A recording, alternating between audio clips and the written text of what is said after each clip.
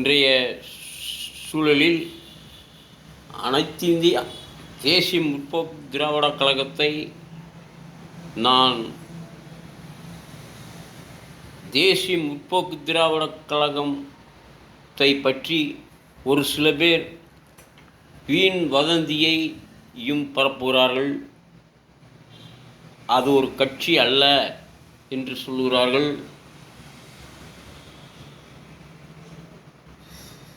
அது சொல்வதெல்லாம் மிகவும்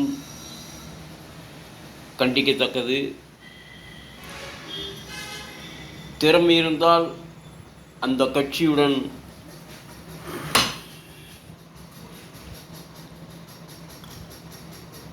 கட்சியை பற்றி அவர்களுக்கு பேசுவதற்கு அருகதை அற்றவர்கள்.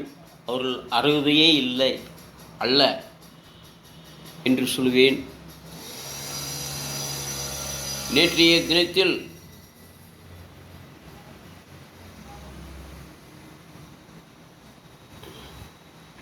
ஆளுகின்றவர்கள் நிலைமையை புரிந்து கொண்டு தமிழக மக்களின் நலனை கருதி தமிழகத்தில் ஏகப்பட்ட பிரச்சனைகள் இருக்கும் பொழுது அதை கவனிப்பாரற்று தமிழகத்தில் ஓய்ந்து போகும் முதலமைச்சர் யார் என்ற முறையில் அவர்கள் வாதிடுகின்றார்களே தவிர மக்களை பற்றி யாரும் சிந்திப்பதில்லை. அன்றைய தலைவர் கேப்டனுக்கு நிகர் கேப்டன் அவர்கள்தான். கேப்டனை பற்றியோ அவர் ஆரம்பித்த கட்சி தேசிய முற்போக்கு திராவிடக் கழகத்தை பற்றியோ விமர்சிப்பதற்கும் அதை பற்றி பேசுவதற்கும் தகுதி அற்றவர்கள்தான் இப்போதைய இருக்கின்ற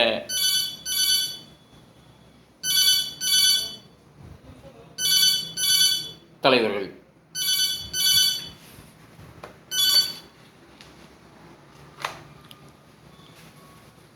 ஆகையினால் தயவு செய்து நீங்கள் அதை பேசாதீர்கள். பேசுவதற்கு உங்களுக்கு தகுதி இல்லை. கேப்டனை பற்றி பேசுவதற்கு உங்களுக்கு என்ன தகுதி இருக்கின்றது? அன்றைய தினத்தில் 29 எம்எல்ஏக்களை வைத்து தனிப்பட்ட முறையில் எதிர்க்கட்சி தலைவராக அமர்ந்தாரே, அவரை போல் திறமசாலி யாராவது இருக்கிறார்களா தமிழ்நாட்டில் என்று கேட்டால் யாருமே முன் வர முடியாது. அவருக்கு நிகர் அவர்தான். அப்படிப்பட்ட அவரை தூற்றி பேசுவதும் தேசிய முற்போக்கு திராவிடக் கழகத்தை அவதூறாக பேசுவதும் சில பேர் விட்டுவிடுங்கள், பேசாதீர்கள். பேசுவதற்கு தகுதியற்றவர்கள். ஏன்? முதல்வர் யார், தற்காலிக முதல்வர் யார் என்று சொல்கிறார்கள். உதயநிதி ஸ்டாலின். என்ன ஸ்டாலின்? உதயநிதி ஸ்டாலின் அவருக்கு என்ன தெரியும்? முதலமைச்சரை பற்றி என்ன தெரியும்? நாட்டு மக்களை பற்றி என்ன தெரியும்? ஏழைகளை பற்றி என்ன தெரியும்? விவசாயிகளை பற்றி என்ன தெரியும்? வறுமை கோட்டுக்கு கீழ் எத்தனையோ மக்கள் வாடி வதங்குகிறார்கள். அவர்களை பற்றி சிந்திக்காமல் எல்லோரும் எல்லா நினைவுகளும் வெளிநாட்டுக்காரங்களை பற்றியும் மேலிடத்தை பற்றியும் ரேஸ் போக வேண்டும் என்பதை பற்றியும் தான் சிந்திக்கிறார்களே தவிர பொதுமக்களுக்கு இளைஞலாக இருக்கும் என்று யாராவது சிந்தித்தார்களா? 40 கோடி செலவில் ரேஸ் ஒன்றை நடத்தினார்களே, அந்த 40 லட்சத்தில் 10 லட்சத்தை மக்களுக்காக செலவிடுங்கள். இல்லாத ஏழை மக்களுக்கு, வறுமை கோட்டுக்கு இருக்கும் மக்களுக்கு 10 லட்சம் செலவழியுங்கள். ஏன் இதற்காக செலவழிக்கவில்லை? கார் ரேஸுக்காக 40 கோடி செலவழித்திருக்கிறீர்கள். இது யார் வீட்டு சொத்து என்று நினைக்கின்றீர்கள்? மக்கள் வரிப்பணத்தில் தானே. மக்கள் வரிப்பணம் என்பது உங்களுக்கு லேசாக தெரிகின்றது. மக்கள் எவ்வளவு கஷ்டப்பட்டு வரியை கட்டுகின்றார்கள் தெரியுமா? உங்களுக்கு தெரியாது. ஏன்? கொள்ளடிப்பவர்களுக்கு எப்படி தெரியும் மக்கள் கஷ்டப்படுவது எப்படி புரியும் என்பதுதான் இப்போதைய நீதி. அப்படிப்பட்டவர்கள்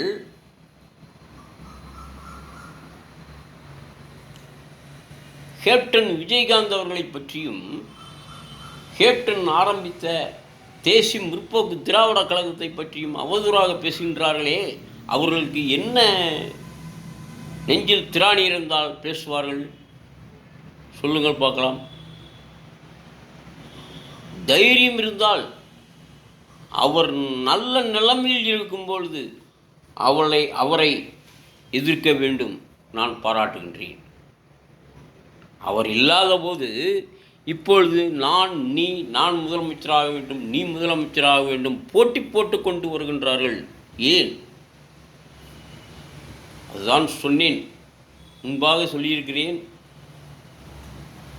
நேற்று பெய்த மழையில் இன்று முளைத்த காளான் நான் 2026 முதல்வராகுவேன் என்று சொல்வது மாபெரும் டுபாக்காரான ஒன்று என்பதுதான் உண்மை. ஏன்? முதலமைச்சராகிறதுக்கு தகுதி வேண்டாமா? எல்லோரும் ஆவதுதான் கடமையா? கடமை, கண்ணியம், கட்டுப்பாடு என்று சொன்னார் அறிஞர் அண்ணா அவர்கள். அதன்படி நடந்து கொண்டிருக்கின்றார்களா? இல்லை. கடமை, கண்ணியம், கட்டுப்பாடை இந்த மூன்றும் குழி தோண்டி புதைத்து விட்டார்களே ஆட்சியாளர்கள். எங்கு போவது? கடமை, கண்ணியம், கட்டுப்பாடு.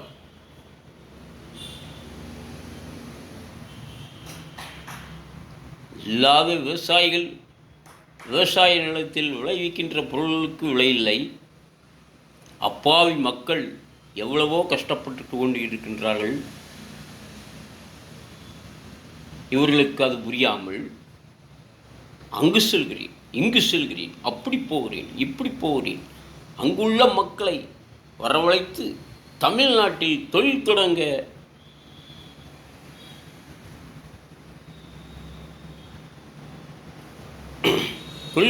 செய்வேன் என்று முழக்கம் கொட்டுகிறார்கள். ஏன்? இங்குள்ள நலிவடைந்த தொழில்களை ஊக்கப்படுத்துவது தானே அரசின் கடமை. அதை விட்டுவிட்டு மேல் நாட்டில் இருக்கிற தொழிலதிபர்களை வரவழைத்து தமிழ்நாட்டில் வேலைவாய்ப்பை உருவாக்கப் போகிறார்களாம். அது எப்படி உருவாக்குவார்கள்? இங்கு உள்ள தொழிற்சாலைகள் ஒவ்வொன்றும் நலிவடைந்துள்ளன. அந்த தொழிற்சாலையை ஊக்குவித்தால் எத்தனையோ தொழிலாளர்களுக்கு வறுமை கோட்டுக்கு கீழ் இருக்கிற தொழிலாளர்களை வாழ வைக்கலாம். தமிழகத்தில் தொழிலாளர்களை பற்றி சிந்திக்கிறதில்லை முதல்வர் அவர்கள். 200 கோடி எங்கடிப்பது, 300 கோடி எங்கடிப்பது, மணல் கொள்ளை அடிக்கட்டுமா அப்படி இன்றுதானே சிந்திக்கின்றார்களே தவிர மக்களை வாழ வைக்கும் எண்ணம் இல்லை.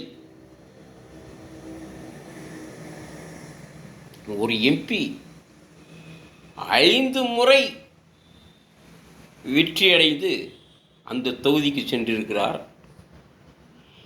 அதுக்கு முன்பாக என்றாவது ஒரு நாள் தொகுதிக்கு சென்றுள்ளாரா? மக்கள் பிரச்சனையை தீர்த்து வைத்திருக்கின்றாரா? இல்லை. ஏன்? தொகுதி பக்கமே போகவில்லையே. போனால்தானே மக்களை சந்திப்பார்கள். மக்களிடம் கேட்டால் எங்களது தொகுதி எம்பி யார் என்றே எங்களுக்கு தெரியாது. வால் போஸ்டரை பார்த்து தான் எங்களுக்கு தெரியும். ஓ, இவர் தானா அப்படின்ட்டு தெரியும்.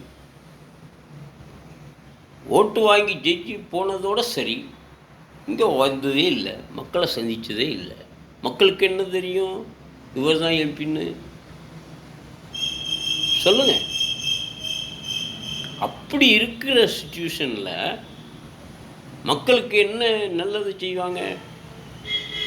தான் குடும்பத்தார் வாழணும், அண்ணன் தம்பி வாழணும், மாமன் மச்சான் வாழணும், தன்னை நம்பி தனக்கு ஜால்ரா அடிக்கிறவங்க என்ன நமக்கு பின்னாடி இருக்கிறாங்கல்ல, அவங்க வாழணும் அப்படிங்கிறதான அவங்க எண்ணம்.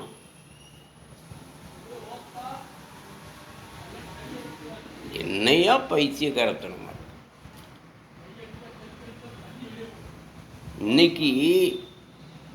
இன்னைக்கு இருக்கிற சிச்சுவேஷனில்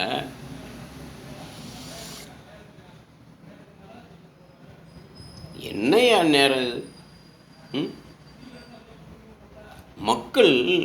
மக்களை திருந்த விட மாட்டாங்க அரசியல்வாதிகள். திருந்தணும், மக்கள் திருந்தி ஓட்டு போடணும். அங்கே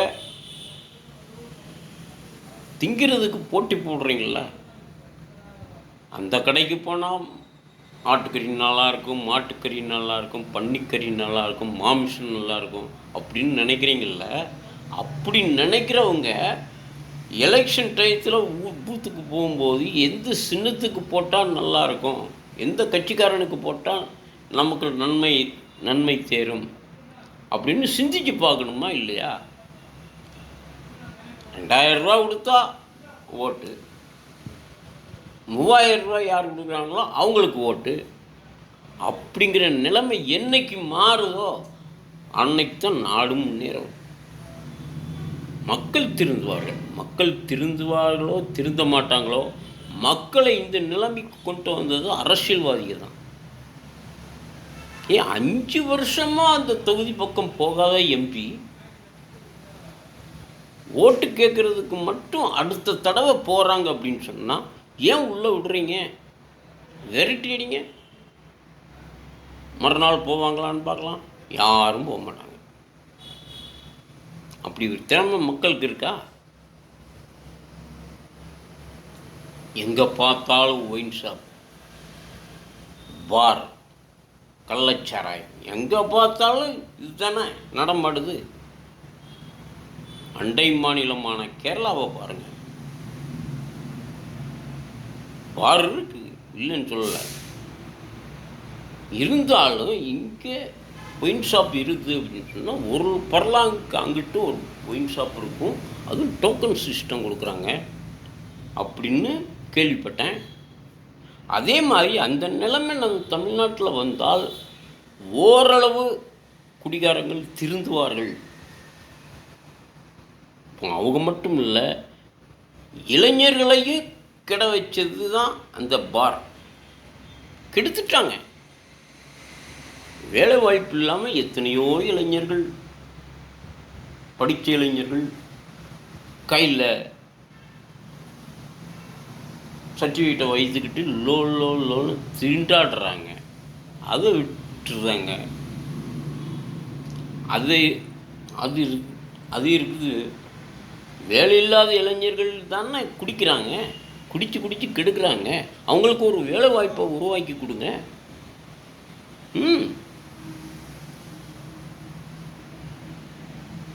கவர்மெண்ட் வேலை கொடுக்க வேண்டாம், ஏதோ ப்ரைவேட் கம்பெனியாவது வேலை சேர்க்கறதுக்கு முயற்சி பண்ணுங்க.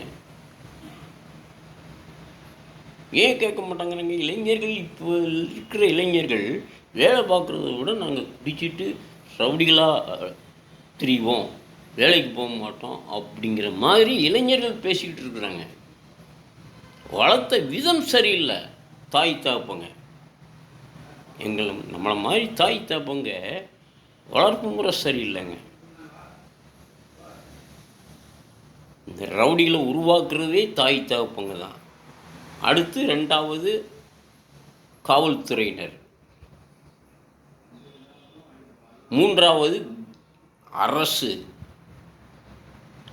ரவுடிகளை வளர்த்து விடுறதே கவர்மெண்ட்டு தான். ஏன் காவல்துறையை ஏவி விட மாட்டாங்குதில்ல? கை கட்டிக்கிட்டு வேடிக்கை பாருங்க அப்படின்னு சொல்கிறாங்க கவர்மெண்ட்டு. நமக்கென்ன, அடித்தா நீங்கள் தான் அடி வாங்கணும், சொல்லி பாருங்க, கேட்கலையா விட்டுருங்க அப்படிங்கிறாங்க. அப்படிங்கும்போது இவங்க காவல்துறையினர் என்ன செய்வாங்க பாவம்?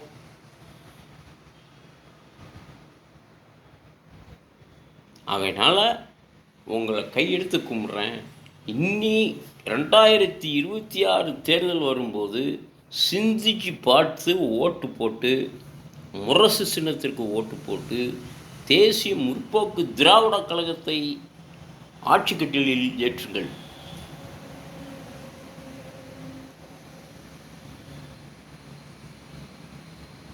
தமிழகம் எப்படி வரும் என்று பார்ப்போம்.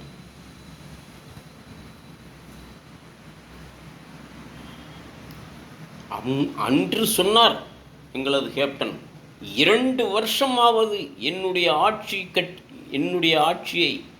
கட்டிலில் ஏற்றிவிட்டு பாருங்கள், தமிழகத்தை எப்படி கொண்டு வருகிறேன் என்று பாருங்கள். வேலையில்லா திண்டாட்டம் ஒழியும், ரேஷன் பொருட்கள் வீடு தேடி வரும். மீண்டும் இதையே சொல்கிறேன்,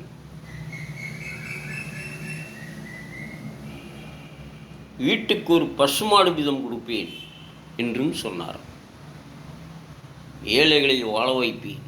ஒரு அம்மா சொல்லிச்சு, அந்த நேரத்தில் நான் ஆட்சிக்கு வந்தால் சென்னை மாநகரத்தை சிங்கார நகரமாக மாற்றுவேன் என்று சொல்லிச்சு ஒரு அம்மா. அந்த அம்மா ஆட்சிக்கு வந்துச்சு, செஞ்சதா? இல்லை. மழை பெஞ்சால் தண்ணி போகுது, ஆறாக ஓடுது, பஸ்ஸுகள் மிதக்குது, வண்டி மிதக்குது, கார் மிதக்குது, ஆளே மிதந்துட்டு போகிறான். அதை பார்த்து கவர்மெண்ட்டு கை கட்டிட்டு நிற்குது, ஒன்றும் பண்ணுறதில்ல. ஏன்? சைடில் இருக்கிற புறம்போக்கு இடத்துலலாம் பில்டிங் கட்டிட்டாங்க, லாட்ஜு கட்டிட்டாங்க. அப்படிங்கும்போது தண்ணி போகிறதுக்கு வழி இல்லை. அப்படி இருக்கும்போது எங்கே வரும்? ஒன்று பாதாள சாக்கடை அமைச்சிருக்கணும், அதுவும் கிடையாது. பாதாள சாக்கடை அமைப்போம்னு சொல்லி அந்த திட்டத்தில் ஊழல். எதில் தான் ஊழல் இல்லாத அரசு? எதுலேயுமே ஊழல், லஞ்சம், ஊழல், கொள்ளை அடிக்கிறாங்க. மணல் கொள்ளை 50,000 கோடி மணலில் கொள்ளை அடிக்கிற ஒரு அமைச்சர், பொதுப்பணித்துறை அமைச்சர், பேப்பரில் அறிக்கை வந்தது தான் 50,000 கோடி. அதுக்கு மேலே எத்தனை கோடி அடிச்சிருக்காங்கன்னு ஆண்டவனுக்கு தான் தெரியும். கண்டிப்பாக ஆண்டவன் கேட்பான். அப்படிப்பட்டவங்களை தண்டிக்காமல் இருக்க மாட்டார் ஆண்டவன். இறைவன் அன்று கொள்வான், அரசன் அன்று கொள்வான், தெய்வம் நின்று கொள்ளும் என்று சொல்வார்களே, அது உண்மைதான்.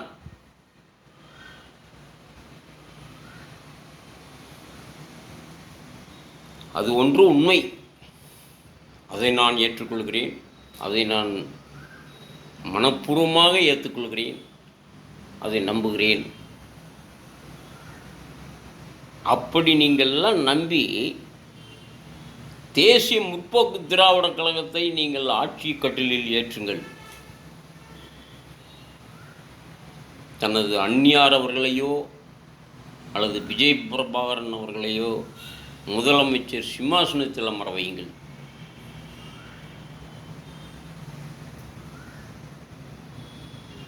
நாடு நன்றாக இருக்கும். இப்பொழுதுதான் எங்கும் லஞ்சம், ஊழல் தலைவிரித்தாடுகிறது. ரவுடிசங்கள், ஆக்சிடெண்ட்டுகள், எங்கு பார்த்தாலும் ஆக்சிடெண்ட்டு. சிக்னலில் இது சிக்னல், அது சிக்னல்னு தான் பேர். சிக்னல் போட்டிருந்தும் அவங்க கண்டுக்கிறது இல்லை. ஏன்னா அந்த ஸ்பீடு வண்டியை ஒன்று அறிமுகப்படுத்தினாங்க பார்த்தீங்களா, அதுதான் மாபெரும் தவறு.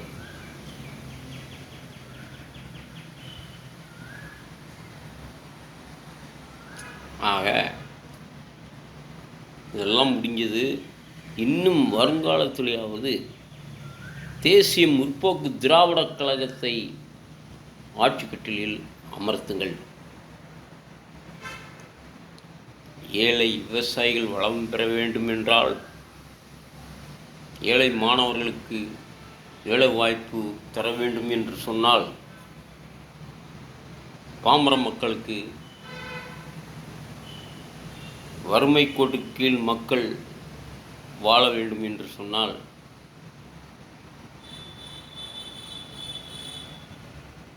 அது எங்களது தேசிய முற்போக்கு திராவிடக் கழகத்தினால்தான் முடியும். மற்ற கட்சிகள் எதுவானாலும் முடியாது. கண்டிப்பாக சொல்கிறேன், உறுதியிட்டு சொல்கிறேன். ஏன் என்று சொன்னால், தேசிய முற்போக்கு திராவிடக் கழகம் எங்களது கேப்டன் அவர்களால் உருவாக்கப்பட்ட கட்சி. அவர் வழியில்தான் நாங்கள் செல்வோம்.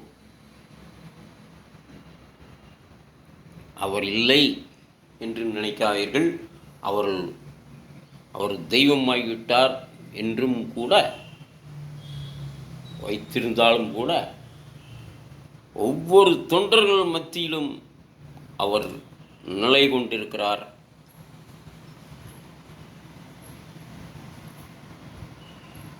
அடுத்து முதலமைச்சராக போவது